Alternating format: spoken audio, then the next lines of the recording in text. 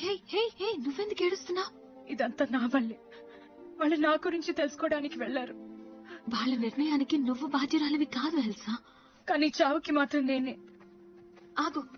కాదు, ఎలైనా అడిగింది అరెండల్ మహారాణికి దివ్య శక్తులు ఎందుకు ప్రత్యేక శక్తులు ఇచ్చాయా అని.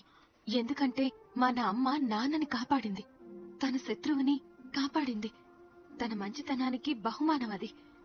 నువ్వే నువ్వే ఆ బహుమతి. ఎందుకోసం? గతాన్ని ఎవరైనా సరిచేయగలరంటే, ఆరెండల్ ని రక్షించి ఈ మంత్రాల అడవిని విడుదల చేయగలరంటే అది నువ్వే.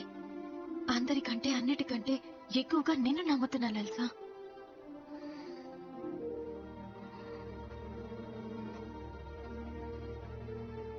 ఐదో శక్తి ఉందని హనిమరన్ అంది.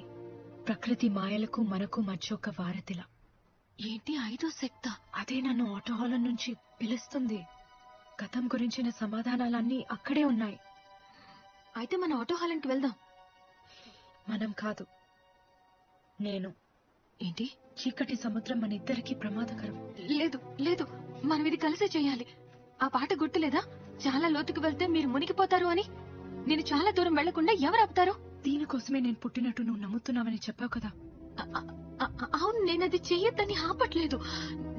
నువ్వు ఎప్పుడు ఏం చేస్తానన్నా నేను ఆపాలనుకోను. కానీ నువ్వు ప్రాణాలతో ఉంటే చాలు. అందరి కోసం అన్ని నువ్వే చెయ్యాలని ప్రయత్నిస్తూ ఉంటావు.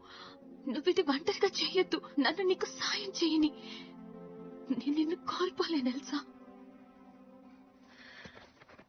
నేను కూడా నిన్ను కోల్పోలేను అన్నా. ఇట్రా. ఆగు. ఏంటిది? ఏం చేస్తున్నావు?